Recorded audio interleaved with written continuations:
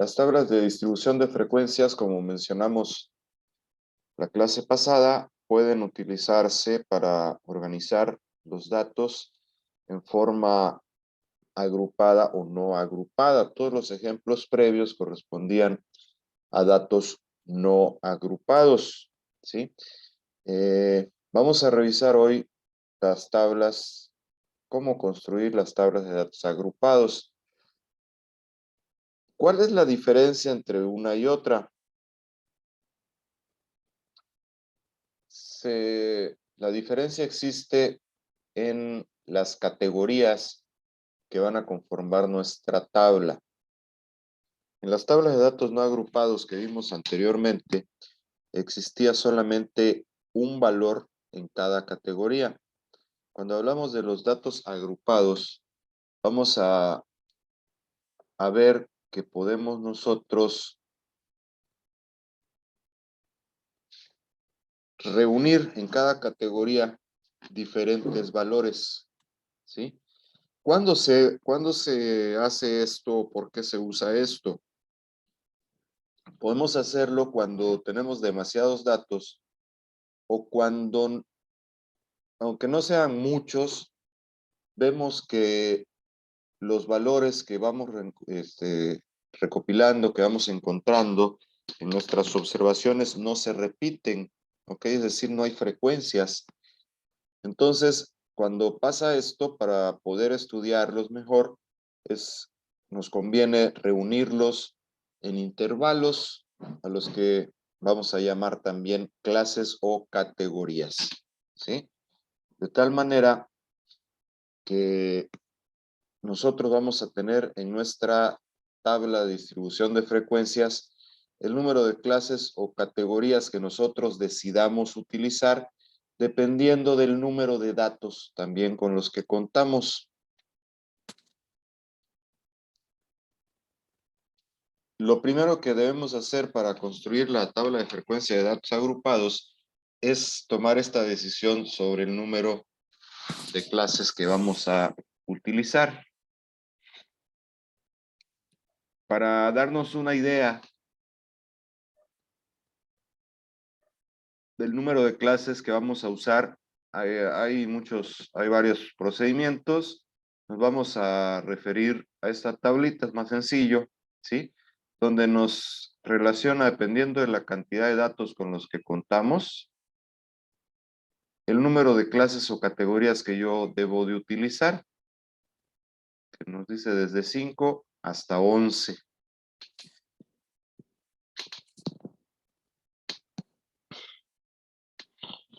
Vamos a ver que, por ejemplo, en el segundo renglón nos dice que si tengo de 30 a 50 datos, puedo usar 6 o 7 categorías. En el tercero me dice que de 50 a 100 puedo usar 7, 8 o 9. Entonces, si se fijan, nos está dando aquí un espectro un poquito amplio, donde nosotros vamos a elegir el número de clases o categorías que yo voy a utilizar. Por ejemplo, si vemos de 50 a 100, me da 3 opciones, 7, 8 o 9. Quiere decir que si yo estoy más cerca del 50, puedo usar el 7. Si estoy más cerca del 100, pues puedo usar el 9. Pero si estoy alrededor de entre 75, por ahí más o menos, pues puedo usar 8, ¿sí? O incluso con 100 puedo usar 7, no pasa nada, ¿sí? No va a pasar nada si yo uso una categoría más o una categoría menos. Esto es decisión de quien está realizando el estudio. Lo que sí es importante tener en cuenta es que lo mínimo que se nos recomienda utilizar son 5 categorías. Y lo máximo 11. No nos conviene usar demasiadas categorías porque entonces volvemos al mismo caso. Donde sí, sería como tener muchos datos que no nos va a permitir analizar fácilmente nuestra información. Bueno, entonces ya definimos primero cuántas clases vamos a utilizar. Vamos a ver un ejemplo. cómo construir la tabla. Dice, en la tabla se muestran tiempos de traslado de un trabajador, construir una tabla de distribución de frecuencias para los datos agrupados. ¿Ok? Entonces aquí tenemos lo que tarda este trabajador para trasladarse y vemos que nos presentan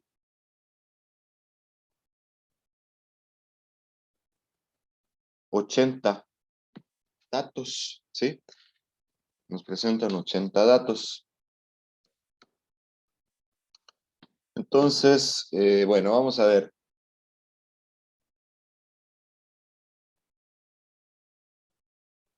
Se calcula el rango de los datos, ¿sí? El rango de los datos es la diferencia que vamos a hallar entre el mayor de los datos. Aquí como ya están ordenados, pues es más fácil, me voy al final, que es 3859, menos el primer dato, que es 1717. Ese es mi rango de datos. En este caso es de 21.42. Una vez que tengo el rango de los datos, vamos a decidir el número de clases, ¿sí? Es importante que estos dos datos son los que nos van a, bueno, ahorita vamos a ver, nos van a definir cuántos valores voy a considerar en cada categoría. Entonces, de acuerdo a la tablita que teníamos antes, como tengo 80 datos, vamos a seleccionar, vamos a decir que vamos a utilizar 7 clases. Teniendo el número de clases y el rango, vamos a calcular el ancho de la clase, es decir, en qué valor empieza y en qué valor termina cada una de las categorías de nuestros intervalos de clase. Este ancho lo vamos a calcular haciendo la división del rango entre el número de clases. Para este ejemplo sería 2142 entre 7 y me da una amplitud de 3.06.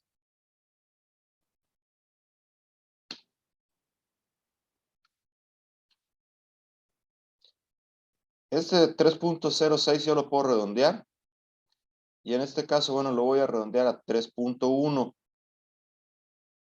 Lo puedo redondear incluso a lo mejor hasta 3, a dejarlo al entero. Pero no es muy conveniente redondear hacia abajo porque nos vamos a encontrar que si redondeamos hacia abajo, cuando yo termine de establecer mis intervalos hasta las 7 clases que definí al inicio, voy a observar que puede ser que no abarque yo todos los valores que están acá y me ve en la necesidad de añadir una nueva clase. ¿Ok?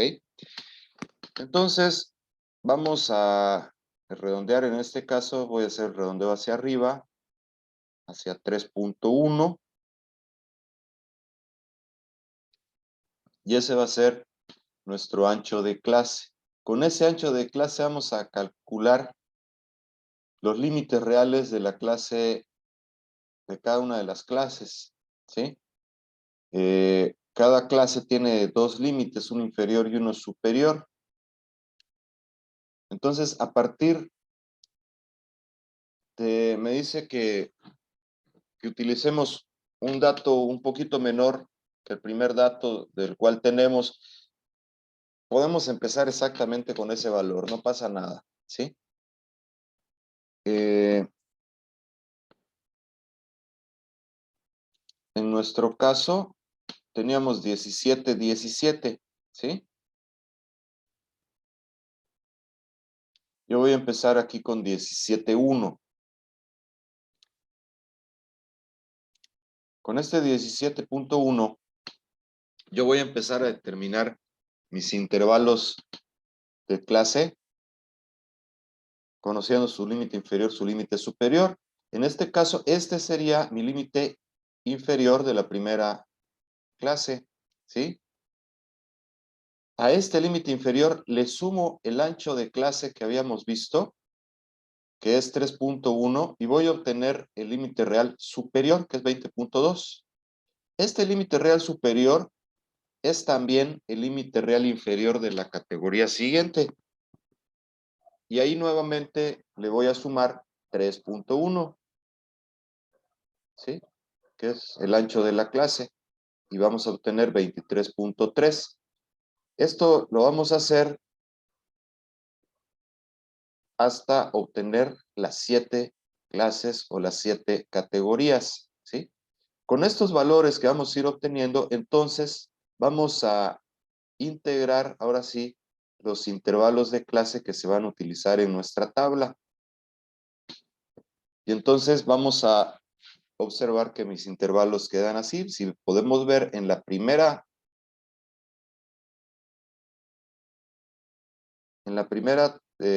categoría, empieza en 17.1, dice mayor que 17.1. Por eso nos dice ahí que empecemos con uno menor, pero si empiezo con el primer dato, lo corrijo simplemente poniéndole acá un signo de igual y ya con eso se soluciona. Y termina donde en 20.2, ¿sí? Entonces, en esta primera categoría, yo voy a contabilizar todos los valores que estén entre 17.1 y hasta el 22.2. El 22.2, ¿a dónde pertenece? ¿A la primera o a la segunda? Bueno, en este caso va a pertenecer a la primera porque aquí en la primera es donde está el signo de igual. Si es mayor que 22.2, entonces ya pasa a la segunda, ¿sí? Y así, con cada una de estas, entonces vemos que entre una categoría y otra, el ancho de clase que existe es ese 3.1 que nosotros habíamos definido.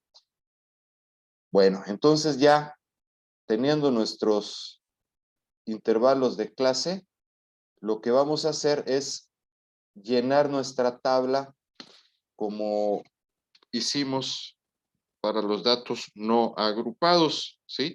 La única diferencia es que aquí ya no vamos a contar solamente un valor, solamente un dato, sino todos los que estén dentro de este intervalo. Y entonces, si voy contando de acuerdo a los valores de mi tabla anterior, esa que estaba en la diapositiva previa, pues vemos que para la primera categoría tenemos una frecuencia de 5, para la segunda una frecuencia de 9, y así vamos contando, ¿sí? Entre cada intervalo, cuántos valores hay, y esa va a ser nuestra frecuencia absoluta. Todo lo que platicamos la clase previa sigue siendo válido. Mi total de frecuencias debe coincidir con el total de datos que tenemos. Vemos que efectivamente son 80. Y a partir de los datos de esta frecuencia, pues podemos calcular también mi frecuencia relativa, mi frecuencia acumulada, el porcentaje acumulado, ¿sí? Todo lo que calculamos y hablamos la clase anterior. Entonces podemos encontrar una frecuencia relativa.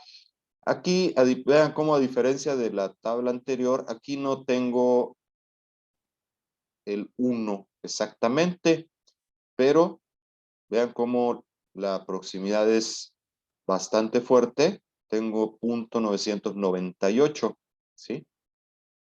Lo quiere decir que esto al ponerlo en porcentaje, tendría yo un 99.8%, lo que es bastante cercano al 100%. Podemos también acumular las frecuencias, como ya había dicho, ¿verdad? Y ya todo el manejo de las columnas es exactamente igual al ejemplo anterior. Lo único que cambia en esta tabla de los datos agrupados es esta partecita de acá de las categorías, donde podemos observar que no solamente hay un valor, sino en este caso infinitos valores, ¿verdad? Porque es un intervalo continuo y por eso se le llama datos agrupados.